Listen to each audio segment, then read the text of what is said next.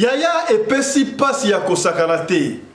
Bino batu oyo bo kangaka basuki na salon bo fandi bo client ebisiyo no ke ya ko kanganga suki na ndaku to ozwa mutu ake okende ko kanga suki na ndaku to ko défier suki na ndaku tala likambu ekomeli deux jeunes filles oyo yaya moko aza porté disparu ti lelo kasi mususu wana kaka kombo ya Yesu nde ebikisi ye kombo yo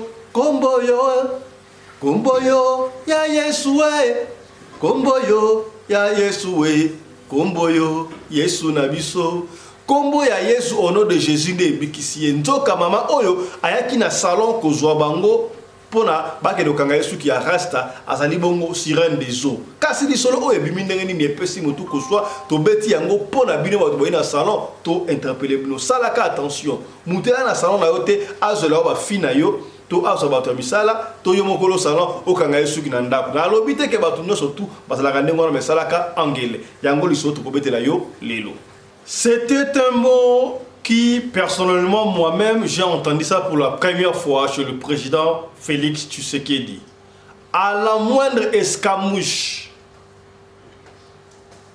si un Congolais meurt encore à l'est du pays, j'ai réuni tous les deux chambres du Parlement en congrès et déclaré la guerre contre le Rwanda. Et bien avant ça, à Goma, pendant la campagne électorale, le président avait dit Kagame sakara oba mesana mais sakara na biso te ba congolais akoki mesika vandaka. Ces mots là, la phrase là qu'il avait prononcée a donné espoir aux Congolais. Que dirons-nous? Hélas, lors de la communication du chef de l'État quelques jours passés, quand notre confrère Marius Munga avait posé la question, Monsieur le Président, les fameux mots escamouche, moi la moindre escamouche, où en sommes-nous? Le président avait préféré dire que nous choisissons d'abord les moyens diplomatiques. Est-ce que Kalawana, moyens diplomatiques, ça l'a quitté? Bah, Congolais, on a perdu espoir ou on doit encore faire confiance au chef de l'État? Le contexte dans lequel nous sommes aujourd'hui, je peux vous le dire, je suis un observateur privilégié de ce qui se passe, ne me permet pas de mettre en pratique ce que j'avais dit. Pas parce que je ne peux pas ou ne veux pas, mais parce que tout simplement, il y a suffisamment d'initiatives qui font que observer la paix est une attitude beaucoup plus sage que de se mettre en posture de guerre. Tokende bongo na mboka Angola epai wapi bakangi batu bazali koteka bakabri me na misuni ya mbwa sala attention yo fanda kana Angola na ba province Angola pe la capitale yeba ke ba muchopo mususu liaka kuna bakabri mususu ezali bongo kosala bana mbwa mbura matari ya ekolo Angola atie bandeko obongo na photo na maboko pona nini ba zamela batu ba mbwa comme état bakabri soki kolamba mbwa loba vérité ke o ezali mbwa muto ayeba loka ali kolamba. Será que ainda existe cabrité de cabrito em Angola? Cidadãos detidos por comercializar carne de cão para o consumo humano na província da Lunda Norte. O Serviço de Investigação Criminal na província da Lunda Norte deteve na manhã desta quinta-feira, 14 de dezembro, 3 cidadãos por abate e comercialização de carne de cão para o consumo humano na cidade do Dondo. Os vendedores faziam crer aos clientes que se tratava de carne de cabrito. Aliás, era vendido como se de cabrité se tratasse. Tolongo na mboka Angola, tokende bongo na mboka Mali, précisément na Bamako, et pas batongi centre culturel traditionnel. Hein? Ou bien tobenga yango nini? Et sika wapi concentration africaine spiritualité africaine et kovanda batongi tobenga yango nini? Église ndako to nini? Et pas wapi bandoki nyonso ya Afrique bakobanda kokutana pona concentrer la puissance na bango pona développement et Afrique. Ba bien Afrique yo développer parce que bandoki Afrique baza freiner baosuaka esika moko koliaka bato me bakindoki wana yaka nango na Mali keno na Mali ba développer Afrique pour Afrique ekoba bongo première puissance économique du monde. Mabe to malamu ngana tunika question. On va revenir sur ça dans cette émission, mesdames et messieurs. Bâti sur une superficie de 500 mètres carrés, le bâtiment R+5 est composé de 20 chambres, 10 magasins et 10 toilettes. Il est financé par le professeur Mamadou Babounyang, chef suprême de la magie africaine. Coût des travaux, plus de 500 millions de francs CFA. Tout ce qui a mis l'Afrique en retard, c'est mystifier les choses, cacher les choses. Donc il faut démystifier et transmettre ces secrets. Voilà ce qui m'a donné l'idée de construire ça et que tous les grands sorciers de l'Afrique vont se retrouver ici pour transmettre les secrets aux futures générations.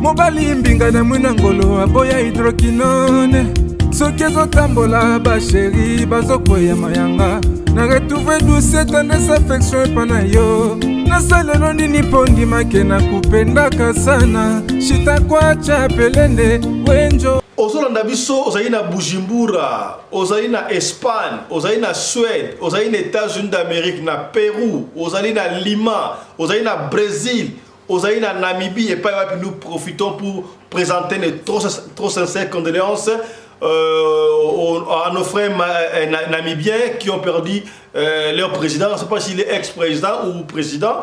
Le président Félix Antoine Tshisekedi a Koutani Bongo na Musika na ancien président ya Congo Mwanamboka Joseph Kabila. Match quoi match bakutani sukuna na Namibie.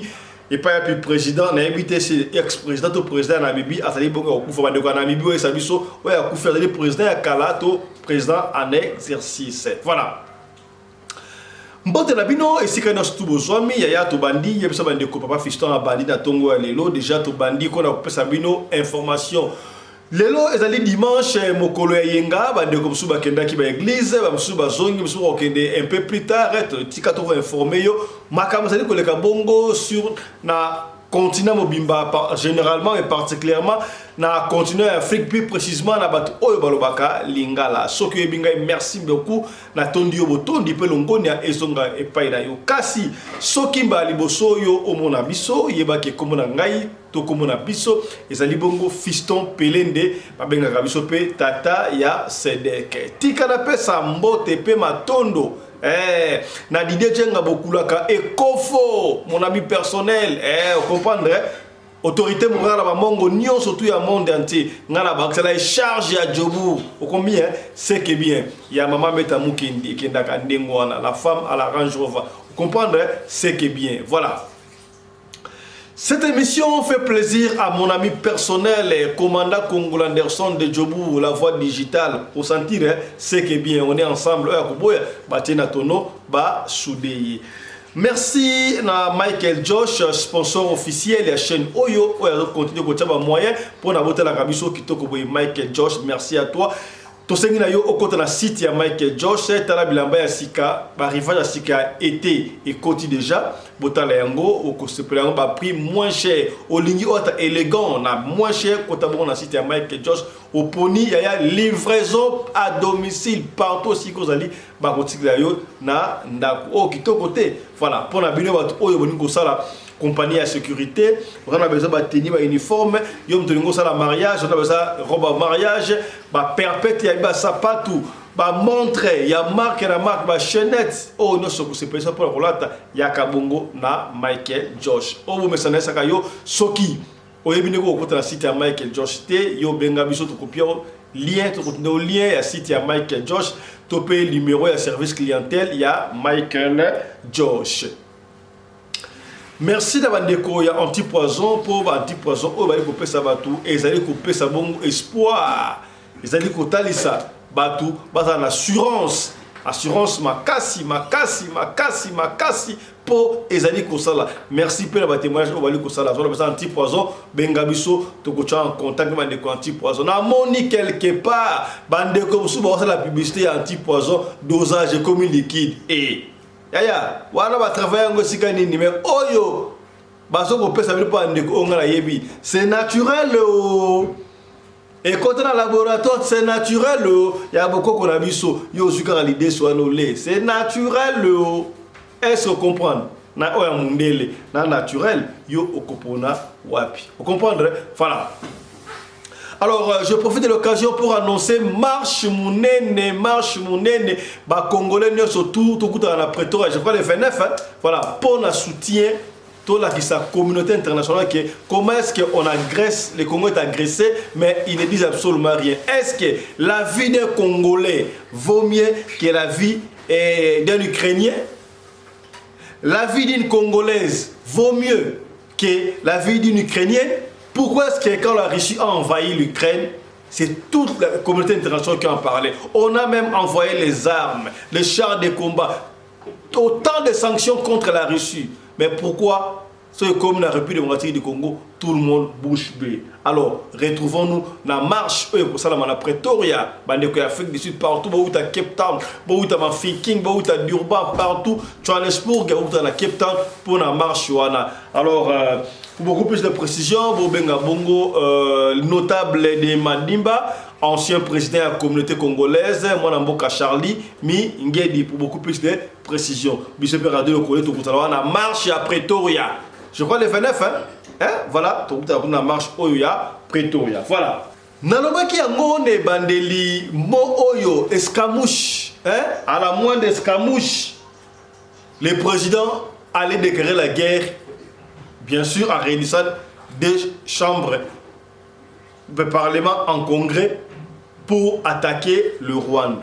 Et pesa qui espoir malobawana kasi elembisi biso to bande komitu na biso moko comment est-ce que tata mokonzi ekolo a prometté ki biso que soki ata congolais moko ibalete moko akufisa este a réunir des chambres en congrès pour na déclarer guerre contre le Rwanda et puis a pesa ki mitema na biso bobanga te Congo oya lelo oyo tozali na bibundeli ya solo tamo kondi avant kutuana na campagne électorale alobaki yango na Goma s'il vous plaît que Kagame sakana na bato o ba sakana kawana asakana ba Congolais te mbala oyo ye akokimisa enda kula la Kigali wana epesa ki espoir yaya sika waboye to landaki na communication en chef de l'état tangu conférence na biso Marius Munga atuni mokondi ya mboka.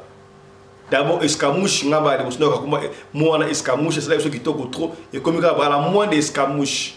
Mais pour la ligne, mokondi ya mboka a réalisé malobana été.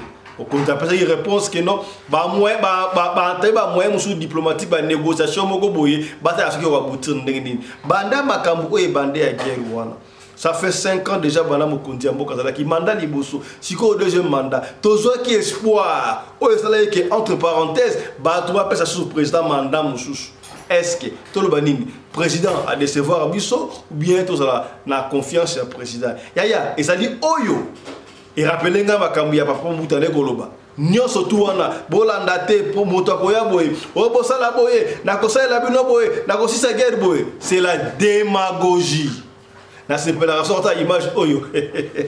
Oh, papa mutane lobaga. Eh, ba promesse ouais. Eh, le kuta. Baby vidéo wana, ya le kuta. Yaya, attention avec la démagogie des politiciens. Mettons-nous ensemble, peuple congolais. On doit libérer ce pays nous-mêmes. Sinon, t'es mawa. Ceux qui ont dit que on restera esclave. D'ailleurs, la monarchie, vidéo étant sur la toile, professeur de la science politique mondiale, et comme il est difficile pour la Congo se remonter parce que le mal est côté dans la dimension tout le monde est assoiffé du pouvoir, sauf que côté du pouvoir, à Lingui, à Liaye Moko. Talaka Bouto, à sa député, à sa ministre, mais à Lingui, à député, à ministre, député à Zora combien? Parce qu'il y a 22 000, on négocie comme à 33 000. Eh, tu es au Au moins ministre a 45 000 ya tayo moko. Azui moi snatique la députation yemo kotoyo aye asa ministre donc 45 plus 21 combien? Et ça dit combien? 60 combien? 66 hein? Ya pour na mutu moko. Est-ce que ba ndé comme susu? Ba ko tika bino? Aïe aïe aïe aïe. À la moindre escamouche et peut ça qui biso espoir. La nanano moi extrait oyo à la moindre escamouche. Président, lors de la campagne, vous avez sorti un mot qui a fait jaser après. Beaucoup de Congolais, je pense, moi notamment, avons appris ce mot ce jour-là. Vous avez parlé à la moindre escarmouche. Vous attaquez le Rwanda et depuis, on a vu qu'il y a eu un défilé diplomatique vers vous. La question, c'est de savoir, est-ce que vous avez renoncé à cette motivation de la moindre escarmouche ou vous avez été dissuadé de ne pas le faire? Belle question. D'abord, je voudrais attirer votre attention sur le fait que les gens ont retenu escarmouche parce que c'était peut-être un mot sorcier. Mais il ne faut pas oublier le contexte dans lequel il y aurait réaction à cette escarmouche. Donc il faut d'abord commencer par avoir les deux chambres. On fait la guerre selon la Constitution. On la déclare que lorsqu'on a réuni les deux chambres et reçu le mandat de ces deux chambres. Et puis, le contexte dans lequel nous sommes aujourd'hui, je peux vous le dire, je suis un observateur privilégié de ce qui se passe, ne me permet pas de mettre en pratique ce que j'avais dit.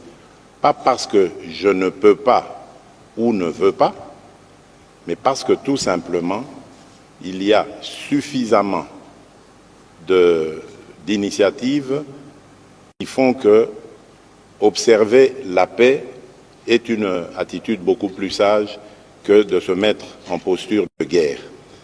Il y a par exemple l'initiative du président João Lourenço. Je vous dis que le mardi prochain, je serai le premier à lui rendre visite avant qu'il ne reçoive le président rwandais.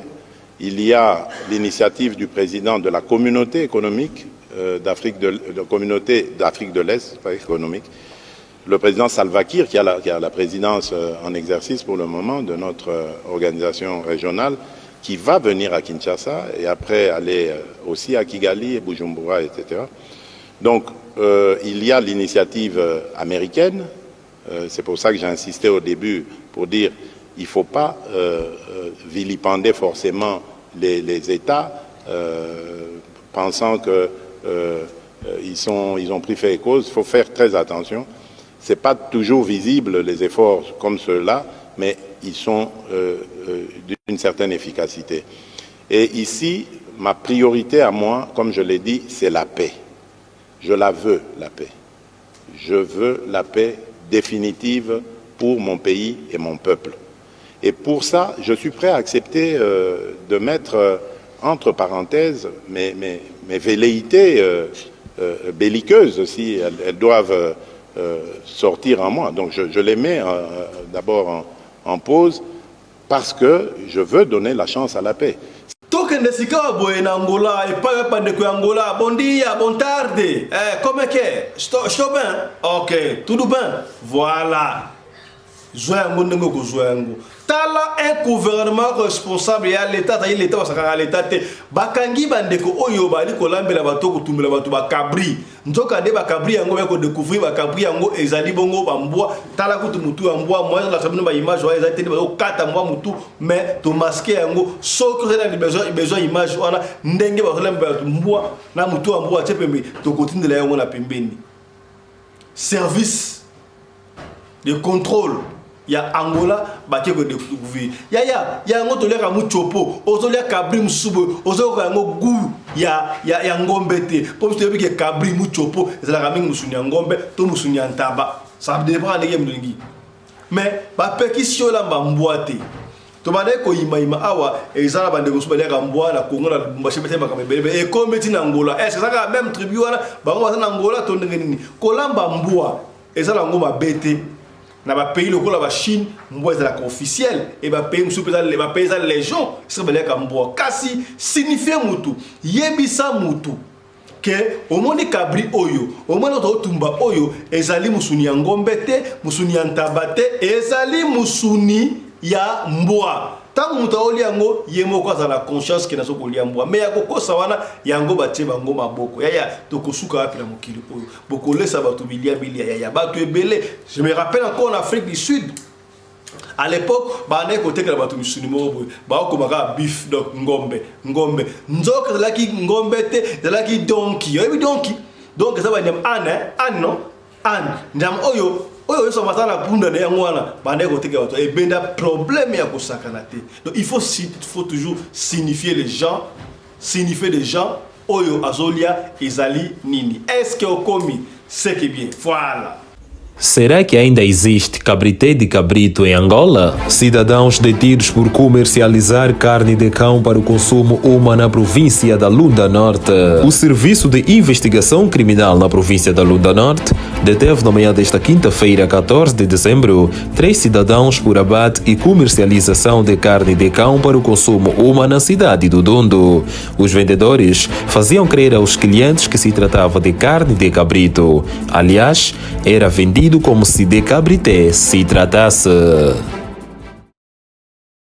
Yaya, bonne nouvelle, ou mauvaise nouvelle. Oui, c'est vrai que l'Afrique est le berceau de l'humanité. Sans l'Europe ne peut jamais vivre sans l'Afrique, mais l'Afrique peut vivre sans l'Europe.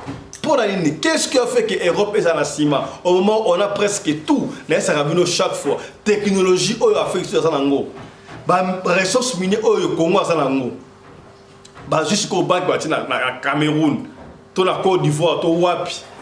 Influence ma Nigérien, to sur maghrébien, na ba positionnement marketing pour l'Afrique. L'Afrique va devenir la première puissance économique du monde écotique à la wana.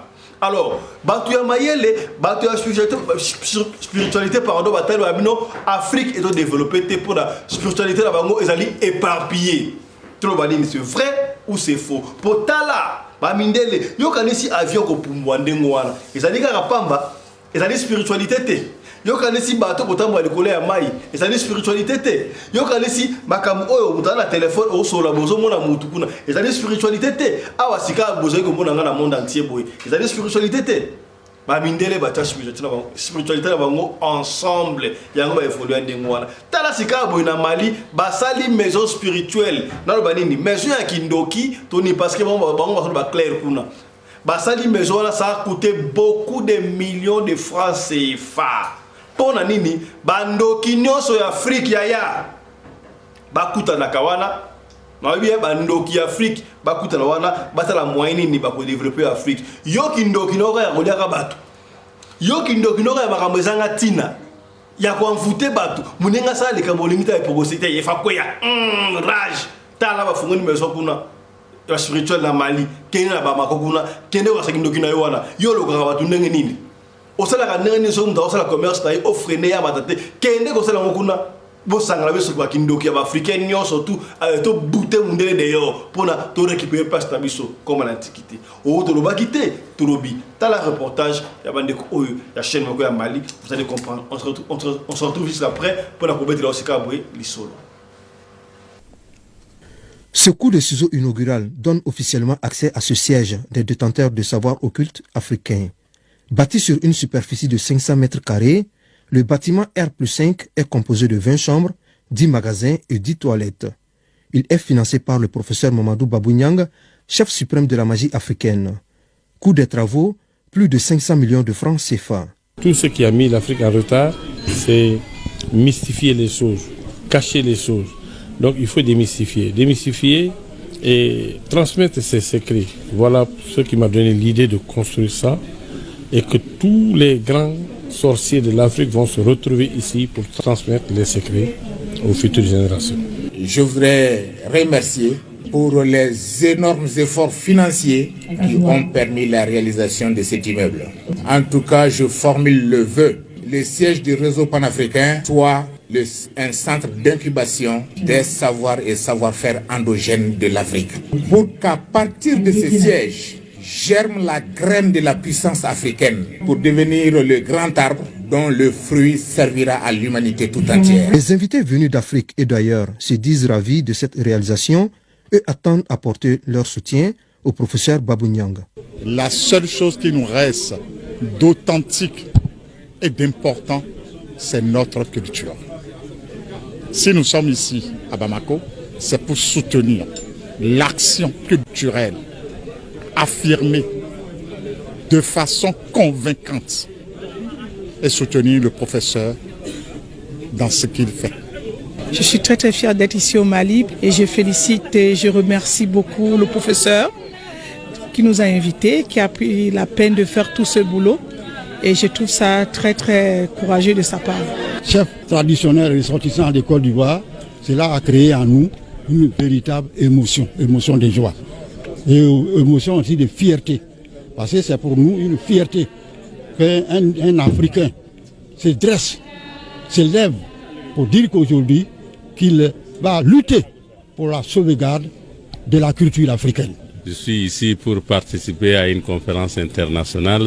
J'ai profité de l'occasion pour participer à l'inauguration du bâtiment du réseau panafricain et je suis très ravi. On a fait divers pays pour diverses raisons, mais c'est la première fois que tous ces leaders africains, plus de 70 pays se retrouvent ici au Mali pour ensemble célébrer la tradition africaine, supporter, aider, soutenir le professeur Babou dans ce qu'il fait pour promouvoir la tradition et la culture africaine. C'est une joie pour nous. C'est un local qui va nous permettre tous de faire connaître les savoirs de l'Afrique et de mieux faire développer pour progresser l'Afrique. Bamako sera donc la capitale du savoir et du savoir-faire à la faveur de cette rencontre. Les autres remettent là aussi car bonne cause il mo couser na lingi otinda émission oyo camarade no sala kana salon papa la sala kana salon maman la sala kana salon ça dit patron ya salon ça dit kolo ça to sala kuna benga bango makota tinde bango le payo kama kambelenga awa na yo kaka batu mingi ya salon balobaka to saka mbongo ya bien soki mutu client ko zo na salon ok no kanga suki pa na yi client ko zo na salon ok na ko sala suki na ndako ya salaka angele po mabe koti. Là d'ailleurs, c'est très mauvais. Talatine radio le collé. Tu bête la rabine masolo. Awa pona ko nuire te mais pona ko sungaka. Et si kan deko akoyaki yo okoyate. Na yebi ke lelo zali mokolo ya yenga. Papa, maman, fan de sika bazo la radio le collé a partager ko. Lelo mokolo ya yenga te. To sanga na émission moko lelo. Monsieur vous a lobby. Lelo kaka moko mokolo ya yenga. To solo la makam oyo. Qu'est-ce qui s'est passé? Et ça dit mo couser les solo oyo. Il y avait une jeune dame. Il y a 40 quelques, à qui n'a pas de coiffure, n'a renommé quelque part, pour mettre le sol anonyme parce qu'il y a disparition d'hommes. Quelque part, salon réputé, Bana Bassi, Bayaka Kosala, Souki Manzaka, massage, pédicure, manicure, consort, renommé à Kosakarate. À cela, il y a un compte, il y a un ministre. Bafanda jour moko boye évidemment na salon wana azalaki na 7 filles ba na salon wana na 7 filles wana ezalaki na moko azalaki la doyenne yebra doyenne mais ça avec ayebdo tantine chef la tantine chef en chef après boss ezalaka yi Bafanda jour moko boye un certain samedi ba mona mwasi moko ayena Jeep Cherokee a sika fumé kitoko une jeune femme. Il y avait 30, dans les gars 35 ans, il y avait 35 ans. Très jolie femme. Il y a très jolie, très jolie. Aïe a parqué libosu à salon, à Kiti, tango à Kiti, il y a Moutounion, c'est fatal. Oui, bah, tout va au monde, ok, ils avaient fait qui maquillage de Ningani do, impressionné, osala moisi, osala mobali, il faut talayer, pembe, ouais, babino, souka. Otali pena moi sobino okumisinza bobi o pena vuinza basala ekelam tango akiti yo kasiko sur la parfait à côté na salon tango akota ya tselanga ba j'aime ko to tchaba j'aime ya to tchaba j'aime na ba ton opération 20 000 abonnés pas et les gars moi quelques trop 20 000 abonnés ya bo ça nga plaisir ko Ah, bien mon tata Sedek qui vraiment, hein? Maman Emilienne Mboma, yo mon tata Sedek, vous partagez ça? Papa Richard wa toujours là, vous partagez té. Mbote na yo. Vicky Mabonzo na moni. Maman Emezo là toujours présente, merci na moni yo. On est ensemble que ndakandingo wana voilà. Un clin d'œil spécial. Na mon ami le prince de Barcelone, Eric Chimanuka. Vous comprenez, hein? Chimanuka. Vous avez connaître, Boni santé kitoko, Boni c'est mec qui a mundele, ça dit bien. Eric Chimanuka, Chimanuka de Mankambu. On comprend ce qui est bien, loin des yeux. On est ensemble, Eric Chimanuka et Kendakamande Mwana. Voilà. Mbotenayo, Maman Marie-Thérèse, n'a bien la première dame de Bruxelles, pour ne pas dire la Belgique. Vous comprenez ce qui est bien. Moi, si autant à côté dans salon, abandi côté pour salon, il salon VIP. Côté ba hotel kabakabelo, côté ba massage, côté ba manzaka et consort. Abandi kota, abandi kota, abandi kota, abandi kota, abandi kota, abandi kota là. Oui que a sombi. Ba bloko ya salon a sombi, a ju moi quantité belé kasi avant côte, avant somba, tant à côté. Bantu ba hota lega. Oh ça vedette star to nini. Batu ba ndi kota la yi. Atuni nani kolo salon. Ba bino mama kolo salon ata na bureau na dans salon kun. Ah ça va ina mona ça va madame. Ba o luka yo aya madame abimi pa moni. Moi si kitoko boné ni. Ça va côté na bureau. Yé moi si wana ya kitoko ayebisi kolo salon. Au moni ngala za un peu mutumo renommé. Mutumunene consort en principe na yepo na basa langa ba rasta langa ba kanga suke ba rasta mais na mon baté belé puis on dirait na zone disposer batou est-ce que moi ezate o pesa nga moi deux fi ba ke kanga suke na ndaku na ko ko zongu sabango taraka client andingwa pendant ce temps assis à sombi ba rouge à lèvres biloko a somba qui zaki ya $750 à pesi cash tant à pesi le wana patron na roboya te client sikama kasi boy okoyeba nene o savane kamuti abenga manager donc fi o ya liboso o za prier abengi na kombo voilà zwa mutu moko bokende fi wana ya za doyen azui abengi azui na fi musu ala gimbale wana akei bakei bakoti pour mutu kama mama na bakei siko mama na bino soki bosilisi bosalanga sine wana kola salon ayebisiko mama o wana o ya pembe te mama ko salon ayebisi no mba pardon mama oyo femme wana ya kitoko ayebisi kolo salon te komi tungusama te soki basilisi nga soki ngai moko na koya ko tika bango ya pas de te dérange pas bakei pe siko fi oyo doyen manager oya ka chef o umela pardon fimioso baba ndiko kende prince makadame sili et comme le kola moi zamba e banzele salaka koto zamba bota mwana katikati au kendabi na mona ki ngoma suspect baba ndiko kende bazo kende ti ba komi lu esika mo lupango moko ya bien kitoko yo la ka ndingo wana ba fungoli portail bien sûr ba moni ba sécurité bien tenue au sakanate ba lati kitoko yo ngala ba koti ba kepe na ndako tango ba kena ndako ba fandi bango ça va bon ba na suki po ba ça la vite fait ezaki samedi ba 9h mo boye ba ça suki wa tati ba 13h 14h ba zonga rapide ba bandi kokanga mwana mwasi wana la une trentaine d'années suki rasta benga oni rasta to ba cordelette ozaka minye mele umela rate wana pa soma de ba meshkuna ba bandi kokanga yi bazokanga yi yaya bazokanga mwasi wana basuki ba cordelette bobenga oni ba cordelette soki bani ba okanga yi boy cordelette il paraît umela rate ba bina mutu ya mwasi wana ezalaki attention take belé et ngoza 1 heure du temps parce que c'est suki to 1h30 surtout to exagérer ngo 2 heures du temps bazokanga yi suki esilate phénomène nino bakangi suki 1 heure de test 2 heures 3 heures 4 et puis ezaki ba 9 heures évidemment autant ba 10 heures 11 heures 12 heures 13 heures 14 heures mais suki ni wasko fi oya manager oyo doyen oya kapre mo constat bango tant Tant que parce que 14 heures, oh, mais moi je ne comprends pas. Maman, avant la nouana, tant que la souki, abandonné à quoi il m'a monté, il m'a monté, mais souki est là, phénomène il aussi donc quand souki est là, ça c'est quel phénomène ça? Avant, mais là que l'on monté, na évidemment tu dis maman wana, la princesse, toi la princesse, oh il te quoi, soit comprendre qui on ne sait pas. Mbalamor a tout dit, mes chéris, comment vous allez? Est-ce que vous n'allez pas prendre quelque chose pour l'inviter?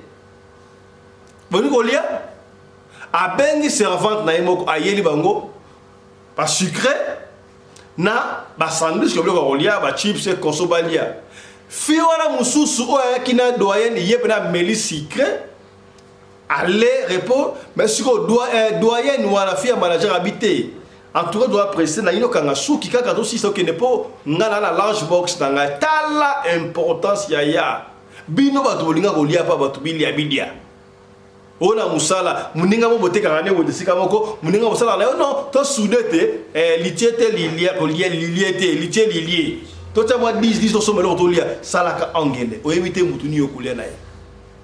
Manager wana boy habité na so kanga suki comme ça to kene. Pendant que vous allez tant à sisi à côté au Kangasuki. Ah! Mais au moins la suki comme penalty, ah ouais, c'est là, mais moi la suki on est va bander le, ça c'est pas possible. Allez, à Siligit. Allez, mais maman, comment donc quand suki boye, suki est là, et donc suki modèle Nino. Moi je comprends pas. Mbalamoko fiwana, en fait, il y a 35 ans, il y a Kitoko wana. Excusez-nous. Fiwana Kitoko wana, Siligit soit Télémi. A telemi a kangi siko manache wana kingo wana manache mutolo ba a kangi siko liboko moko a tombolier pena boino mona a tomboli liboko moko pendant que telemi a tombolier basuki oyo baloka ngayo ese sila e telemi ya bon moi quand on a film kaka neza na film basuki wana telemi a kangi yedo na kingo atena kingo pena boy oh heureusement ya bino lo ba je ça a raté ngani na éviter ce qui Jésus n'a pas raté il y a biso azalaka fiwana ganga au nom de Jésus tant ganga au nom de Jésus wana allez moi je wana bois qui a tout na mir yesu kila kika wana kambaki akwei kambaki et les kanango un jour et les kaba jour et les 7 jours ya 7 jours Fiona eko lamuka. Alamuki wapi na hôpital. Oh. Tala mu hôpital mais ngana za wapi. Oh na hôpital. Oh hôpital na komi na hôpital ndenge nini. Oh ode bay kotika yo l'hôpital awa et pas pêcheur mo. Bon pêcheur mo na lokota kiyo. Abengi mburamatari bazuyo bay na hôpital awa. Oh pêcheur ala otaki ngai ala otinga o balokoti pembene bale. Oh pembene bale. Bon, au cas où nini, au saki pépé balete, qu'est-ce qui s'est passé? La benga siko boss na mangwa, tant boss na mangwa yé, makolo salon et vraiment na maman na mangwa sa ba famille ba yé siko ta la mu kité. Boss a benga na comme maman, mais to lukaka yo ça fait 7 jours. To lukaka ça fait 7 jours au monde attendez comment na ba bois que na mai, qu'est-ce qui s'est passé? Qu'est-ce qui s'est passé? Ya évidemment moi je reconnais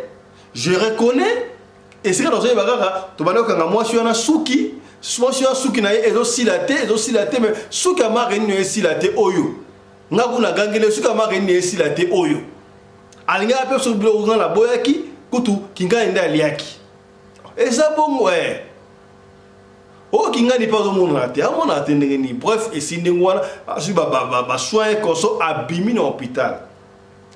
Tango à l'hôpital, maman na bango, maman ya fianga bi oh di kam on la botika ngweta. Moi na ngelo kanga mdusuki, a bete luso, moi je suis na kingo, soki ndenge nini, ba soki terma ki epi ayola mu l'hôpital et comprend pas qu'est-ce va pas. Ya soki bino biso to dinga biso, Jésus kata makambo. Ya certaines personnes ba dinga Jésus kata makambo te ba kenda ko luka. Ba tu musu ba kenda ko luka na ndenge na bango, ba dinga azela Jésus te. Mama ya fiwana akeko talisa aluka makambu bayebisaye bakeipa charlatan moko boye epa ya mutu moko songolo mutu atanga tali bichebechebe batali alobi oh asali bichebechebe abimisi mwasi yango wana na gitaratara tuni yeyo oh yeyo oh yeyo nganga seki aye me oyo asa mutu normal te asa sirène des eaux princesse omoni ndenga yaki wana ndenge ayaki osomba biloko wana ezalaka nango ya bango ya yo mutu saka bakabelo o ba rouge à lèvres o ba lindo ya parfait soki osombi yango sambelaka surtout biloko o batiaka na basalon apostaka batekelo na soirée de coiffure sambelaka po yango pesaka maloba sakaka po na biloko non est-ce que okomi bandeko ya salon yo po osombi biloko na salon sambela yango na sombi biloko opona teka po na bénéfice na biloko vivre sakaka est-ce que comprendre. Ah oui, effectivement, ndenge bino bozwa kaka esuki wana bale ko silate wana bale silate azalaki yemoko baki toute une multitude. Tawlo kanga suki wana azoko mela bino makila bazoko invoquer botika la kuna libera bo comme le kola esclave bino musala bino kuna elingo sala kanga suki. Omoni yo ndengo bimiboye nzambe na nzambe ya solo. Au nom de Jésus kanga kiwana ezikisa kiema boku. Mais muninga na obika ki po liaki te muninga na o aliaki wana ya tikala kuna esclave donc ezande boye tango bazongaki ba expliquer ba parents ya jeune fille mususu wana ke moi na bina bunga tala boye balobi ya tikala kuna esclave yaya okomona yaya kendaki musala asalaka na salon azongite amonana te akenda libela papa bunga mama bunga amonana te nzoka bakangai esclave. Référez-vous na témoignage ya frère Mathieu Bajoko ndenga bande koloba bakanga utu péché bakangiye pona nini filer na ye ezo déranger ba tol na bango na se na moni frère Mathieu façon ouais explique moi ça sou nini tout bien papa ya Suisse to papa ya Londres. Tala lisolo oyo tobumela kiyo pona bino batu ya salon soki mutaye na salon kanga suki akanga na salon makambo oyo abengisa oyo na ndako na ye a kamunuku o tolobaki te tolobi osomi biloko ya salon donc yeta ka kote na salon envoûté biloko nyonso ya salon wana tous les mutu ya kosomi biloko na salon wana o make-up o nini kuna envoûté esprit na oki kuna yaya surtout bah, produits de beauté. Moi, je me rappelle à l'époque, une minute, on va finir. Ceux qui m'ont la cola, peine solo, moi la kini ya solo, moi la brasa ya solo, film de manière linga. XO. Pam pam parara parara XO et kimi sabiso malongi et kimi sabiso banchiki. Ils ont rassemblé à 15h et comme à chaque jour à 11h, il va être changer. C'est nous comment il y avait banda et ben notre santé moboy pipa nana c'est bon orange anana pomme bam pam on comprend que vraiment na kim que ndaka ndingwana bande ko braza moto na bino voilà la canne est finie on est revenu maintenant on ne surveille plus la fleuve pardon on surveille plus le fleuve surveillons maintenant Goma parce que Goma est en danger. Nos voisins venaient nous aider à surveiller Goma parce que le Congo restera un et indivisible. Na film wana ya XO wana na ebita ki 4e épisode bi bande watala XO ba yebi yango. Ba de bande ko produit ba rouge à lèvres ba parfum ko so on tout XO reda ko sauver.